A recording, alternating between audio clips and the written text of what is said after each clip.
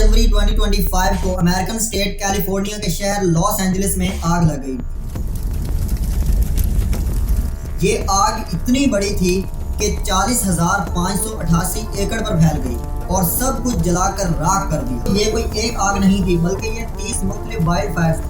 इनमें से 3 अभी भी एक्टिव हैं, जिनमें से 2 बहुत बड़ी हैं। इसकी वजह से दोस्तों 27 लोग डायरेक्ट मारे गए और 1 लोग इनडायरेक्ट मारा गया। 31 लोग लापता हैं और 2,05,000 लोग तकरीबन उस इलाके से इवैक्यूएट कर चुके हैं। उसके अलावा तकरीबन 12,500 स्ट्रक्चर्स और इमारतें तबाह हो चुकी हैं। अमेरिका में दोस्तों जहां इतने बड़े स्केल पर आग लगी लॉस एंजलिस में और लोग उसमें जलकर राख हो गए, लेकिन पाकिस्तान में अवाम उसका जश्न मना रही थी। कुछ लोगों ने लिखा कि ये अमेरिका पर अल्लाह का अजाब है। अब चूंकि अमेरिका इजराइल को सपोर्ट करता रहा, ये आर्गुमेंट पेश किया गया कि अमेरिका ने चूंकि गजा को तबाह करवाया, इसलिए अमेरिका पर अजाब आया आग की सूरत में। हमें ये समझना जरूरी है कि इस तरह की आफात और नेचुरल डिजास्टर्स हमें अमेरिका पर या जिनको हम गैर मुस्लिम समझते हैं उन पर हमें अल्लाह का अजाब क्यों लगता है।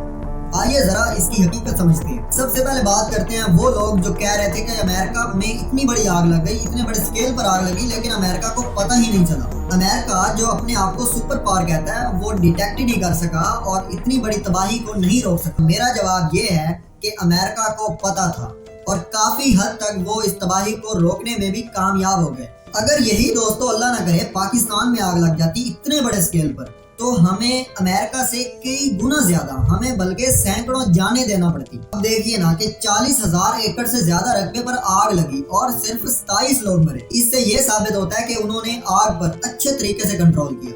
हमने पाकिस्तान में फ्लड्स के ऐसे सीन देखे कि भाई हेलीकॉप्टर का वेट करते रहे, हेलीकॉप्टर ना आया लेकिन उनको पानी बहा कर ले गया।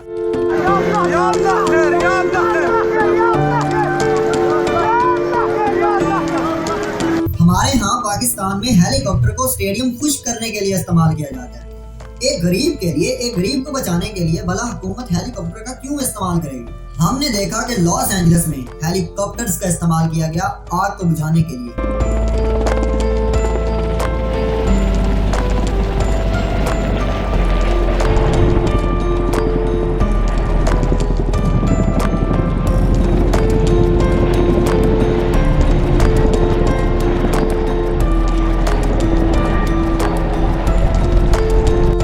इंसानों के लिए हेलीकॉप्टर्स का इस्तेमाल किया गया। अमेरिका में दोस्तों न्यूयॉर्क के बाद लॉस एंजलिस दूसरा मोस्ट पॉपुलेटेड सिटी है।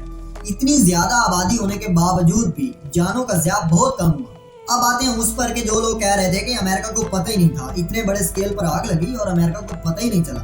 इसका दोस्तों अमेरिका को पता था, अमेरिकन इदारों को पता था और उन्होंने आग लगने से कई दिन पहले इसकी वार्निंग दी थी। अमेरिका में दोस्तों 2 जनवरी को नेशनल इंटरनेंसी फायर सेंटर ने वार्न किया कि साउथ कैलिफोर्निया में आग लगने के चांसेस नॉर्मल हालात से ज्यादा हैं। उसी दिन लोकल वेदर सर्विस ने फायर वेदर वॉच जारी किया, उसमें आग लगने के इम्कान का जिक्र किया गया। इसके बाद 3 जनवरी को स्टॉर्म प्रेडिक्शन सेंटर ने आग लगने की प्रेडिक्शन की, उसकी पेशगोई की। इस प्रेडिक्शन में 8 जनवरी की डेट बताई गई कि 8 जनवरी को आग लग सकती है। आपने देखा कि कितना पहले इन लोगों को पता था इस आग के बारे में। उन पर बात वो कौम करे जो उनसे अच्छा सिस्टम रखती है। हमारे यहाँ नेचुरल डिजास्टर्स को डिटेक्ट करना तो बहुत दूर की बात है। यहाँ पर नेचुरल डिजास्टर्स की वजह से जो तबाही बर्बादी होती है, हम उसका एग्जैक्ट स्टैट नहीं बता सकते। हमारे लिए एग्जैक्ट स्टैट बताना भी बहुत मुश्किल होता है। हमें वैसे शर्म आनी चाहिए बात करने से पहले, क्योंकि हम एक ऐसी कौम है, हमारे यहाँ इलेक्शंस को चोरी किया जाता है और हम कुछ नहीं कर सकते। हमारे यहाँ रोजाना की बुनियाद पर जो आम इंसान मर रहा है उसका क्या। हम अब कहेंगे कि अमेरिका पर अल्लाह का अजाब आ रहा है, हम अपने लोगों को नहीं बचा पा रहे हैं और हम बात अमेरिका पर करते हैं। अब आ जाए कि जो लोग इसको गजा के साथ रिलेट करके देख रहे हैं, आप सबसे पहले इस बात को क्लियर कर लें कि जिनको आप गैर मुस्लिम समझते हैं, उन कंट्रीज में से, उन ममालिक से प्रो पैलेस्टीनियन प्रोटेस्ट ज्यादा हुए। इतनी आवाज गजा के बारे में हमने नहीं उठाई होगी जितनी उन लोगों ने उठाई। पूरे यूरोप में प्रो पैलेस्टीनियन एहतजाज हुए।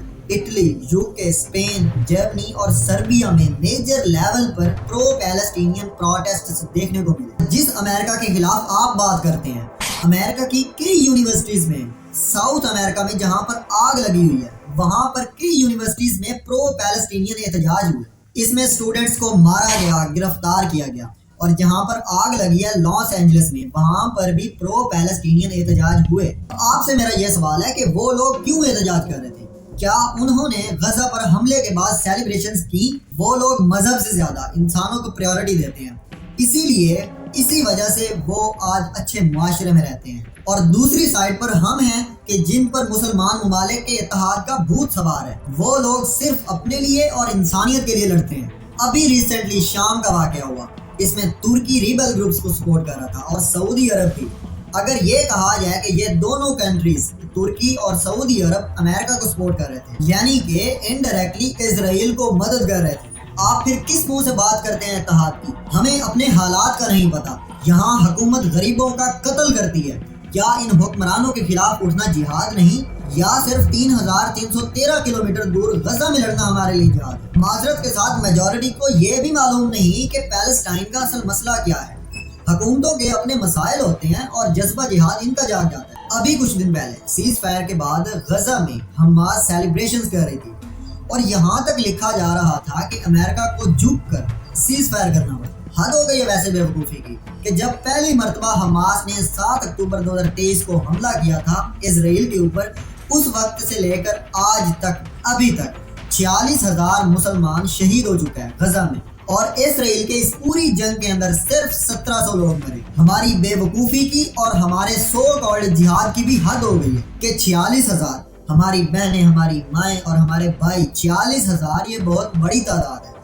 اتنی تعداد میں ہمارے مسلمان بھائی بہنیں شہید ہو جائیں اور ہم پھر بھی سیز فائر پر سیلیبریشنز کریں اور اس کو امریکہ کی ناکامی قرار دیں۔ جو امریکہ میں آگ لگی ہے اس کو ہم اللہ کا عذاب کہہ دیں، جس میں صرف 27 لوگ مرے۔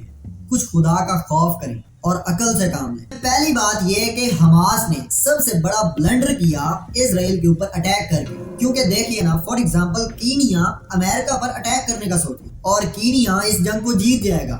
کیا یہ بات عقل کے کسی حصے میں بیٹھتی ہے؟ نہیں نا۔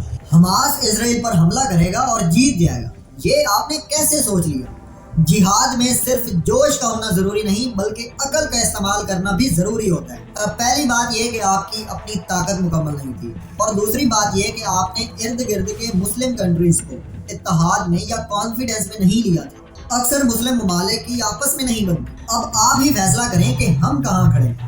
امریکہ پر اللہ کا عذاب ڈکلیئر کرنے والا سب سے پہلے اپنا گھر ہوتا ہے، اس کے بعد باقی دنیا۔ اب آپ ہی مجھے بتائیں کہ پاکستان پولیٹیکلی اور اکانومیکلی کتنا سٹیبل ہے، اور ہم بات کرتے ہیں کہ امریکہ کا 150 ارب ڈالرز کا نقصان ہو گیا۔ ارے بھائی، یہ امریکہ کے لیے کچھ بھی نہیں ہے۔ یہ ایسے سمجھیں کہ ان کا نقصان ہوا ہی نہیں۔ وہاں پر تو ایک دو بندے مل کر اس طرح کے کئی شہر آباد کر دیں، ان کے لیے یہ کوئی بڑی رقم نہیں ہے، سو خوش ہونے کی بات نہیں ہے۔ ایلان مسک کی آپ ابھی ویلتھ چیک کر لیں، آپ کے ہوش ٹھکانے آ جائیں۔ پاکستانی گورنمنٹ IMF سے صرف 1 ارب ڈالر کے لیے کئی چکر لگاتی ہے، اور سوچئے کہ 150 ارب ڈالر امریکہ کے لیے کچھ نہیں۔ اب آتے ہیں اللہ کے عذاب پر۔ کیا یہ امریکہ پر اللہ کا عذاب تھا؟ ہر چیز کا ایک قانون ہوتا ہے، سو اللہ کے عذاب کا قانون بالکل مختلف ہے۔ امریکہ میں جو آگ لگی اس میں نیک بدکار، امیر غریب، ہر کوئی اس آگ کی زد میں آیا، لیکن عذاب میں دوستو ایسا نہیں ہوتا۔ عذاب اللہ کی طرف سے ہوتا ہے، اور نیچرل ڈیزاسٹر ایک ڈیفرنٹ ایونٹ ہے۔ اب ظاہر ہے کہ اللہ پاک تو ناانصافی نہیں کر سکتا۔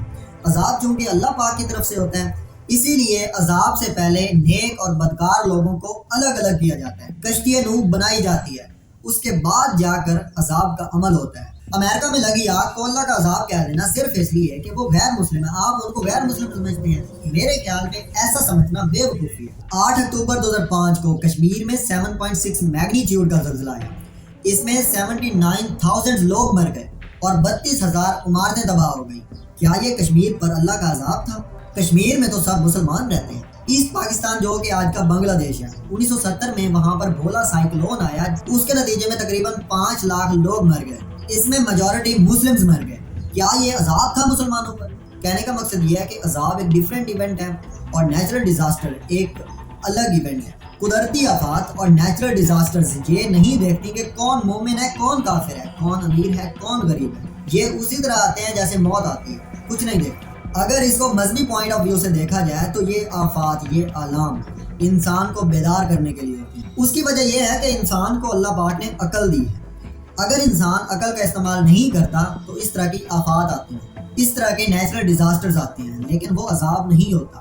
عذاب کا میں پہلے آپ کو بتا چکا ہوں کہ عذاب کا قانون بالکل مختلف ہے۔ ہم جنگل میں پیدا نہیں ہوئے، ہم معاشرے میں پیدا ہوئے۔ اس لیے ہمارے اوپر صرف اپنی انفرادی ذمہ داری نہیں ہے، بلکہ ہمارے اوپر اجتماعی اور انسانی ذمہ داری بھی ہے۔ اگر ہم اجتماعی اور انسانی ذمہ داری پوری نہیں کریں گے تو اس طرح کی آفات آئیں گی۔ اب آتے ہیں ان نیچرل ڈیزاسٹرز پر کہ یہ نیچرل ڈیزاسٹرز کیوں آتے ہیں۔ امریکہ میں دوستو جو آگ لگی، اس کو سمجھنے کے لیے ہمیں کلائمیٹ چینج کو سمجھنا پڑے گا۔ میرے خیال سے جو آگ لگی اس کے پیچھے دو ایونٹس کا رول ہے، ایک ایل نینو اور ایک لا نینا ایفیکٹ۔ دنیا کا سب سے بڑا اوشن ہے پیسیفک اوشن، اس کے اوپر جو ہوائیں چلتی ہیں وہ ساؤتھ امریکہ سے آسٹریلیا کی طرف فلو کرتی ہیں، یعنی کہ ایسٹ سے ویسٹ کی طرف۔ اس کی وجہ یہ ہے کہ ہماری زمین کی روٹیشن ویسٹ سے ایسٹ کی طرف ہوتی ہے، اس لیے ٹریڈ ونڈز کا فلو اپوزٹ ڈائریکشن میں ہوتا ہے۔ اگر ان ٹریڈ ونڈز میں آلٹریشن آ جائے تو پوری دنیا کا کلائمیٹ پیٹرن ہی تبدیل ہو جاتا ہے۔ نارملی کیا ہوتا ہے کہ جو ٹریڈ ونڈز ہیں وہ گرم پانی کو آسٹریلیا کی طرف لے کر جاتی ہیں اور ساؤتھ امریکہ کی طرف سے نیچے سے سمندر کے نیچے سے پانی اوپر آتا ہے، اس کو ہم اپ ویلنگ بولتے ہیں۔ اس سے کیا ہوتا ہے عام حالات میں کہ ساؤتھ امریکہ کی طرف ٹھنڈا پانی رہتا ہے اور آسٹریلیا کی طرف گرم پانی چلا جاتا ہے۔ آسٹریلیا کے پاس سمندر میں ایویپوریشن زیادہ ہوتی ہے، ایویپوریشن کی وجہ سے وہاں پر آسٹریلیا میں بارشیں بھی زیادہ ہوتی ہیں۔ یہ تو ہے normal situation. El Nino effect میں کیا ہوتا ہے کہ ٹریڈ ونڈز کی سپیڈ بہت کم ہو جاتی ہے، آسٹریلیا میں اس کی وجہ سے بارشیں کم ہونے لگتی ہیں۔ اگر ایل نینو ایفیکٹ ہو تو اس کی وجہ سے ساؤتھ ایسٹ ایشیا اور آسٹریلیا میں وائلڈ فائرز کا خطرہ بڑھ جاتا ہے، کیونکہ وہاں پر بارشیں کم ہوتی ہیں اور گرم ہوائیں چلتی ہیں۔ ہم نے کئی بار آسٹریلیا میں وائلڈ فائرز دیکھی، وہ اسی وجہ سے ہوتی ہیں۔ آن دا ادر ہینڈ ساؤتھ امریکہ میں ایل نینو کا ایفیکٹ الٹا اثر ڈالتا ہے، مطلب کہ ساؤتھ امریکہ میں اس کی وجہ سے زیادہ بارشیں ہوتی ہیں اور فلڈز کا خطرہ بڑھ جاتا ہے۔ ایک ہوتا ہے لا نینا ایفیکٹ، وہ ایل نینو ایفیکٹ سے بالکل اپوزٹ ہے۔ آپ ایل نینو ایفیکٹ کو ایک طرف رکھ کر لا نینا ایفیکٹ کو سمجھ سکتے ہیں۔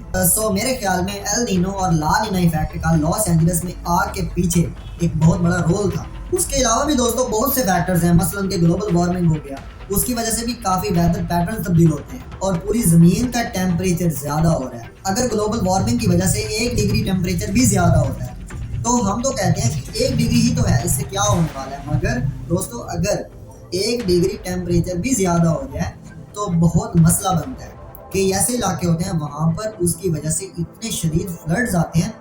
آپ ریسنٹلی پاکستان میں دیکھ لیں کہ جو فلڈز آئے ہیں وہ اسی گلوبل وارمنگ کی وجہ سے آئے ہیں۔ گلوبل وارمنگ جب ہوتی ہے، اگر 1 ڈگری بھی زیادہ ہو، اس کی وجہ سے گلیشیئرز پگھلتے ہیں، سمندر کا لیول اپ ہوتا ہے، سمندر ایکسپینڈ کرتے ہیں، اس سے فلڈ آتے ہیں اور ایون سونامی بھی آ سکتے ہیں۔ گلوبل وارمنگ بھی دنیا پر بہت برا اثر ڈال رہا ہے۔ ہمیں اپنا انرجی سورس تبدیل کرنا ہوگا۔ ہم نے انڈسٹریل ریولوشن سے لے کر اب تک اتنا زیادہ پیٹرولیم یوز کر لیا ہے کہ دنیا کا ٹیمپریچر ایسا ایسا زیادہ ہو رہا ہے۔ ہمیں انرجی کے اور سورسز تلاش کرنے ہوں گے، بلکہ ہمارے پاس ہیں، ان کو اڈاپٹ کرنا ہوگا۔ امید ہے دوستوں کہ اس طرح کے نیچرل ڈیزاسٹرز کو آپ اللہ کا عذاب ڈکلیئر نہیں کریں گے کسی بھی غیر مسلم ملک پر، یعنی کہ ان کو آپ غیر مسلم کہتے ہیں، میں آپ کی زبان میں کہہ رہا ہوں۔ امید ہے کہ آپ آج کے بعد ایسا نہیں کریں گے۔ Thank you.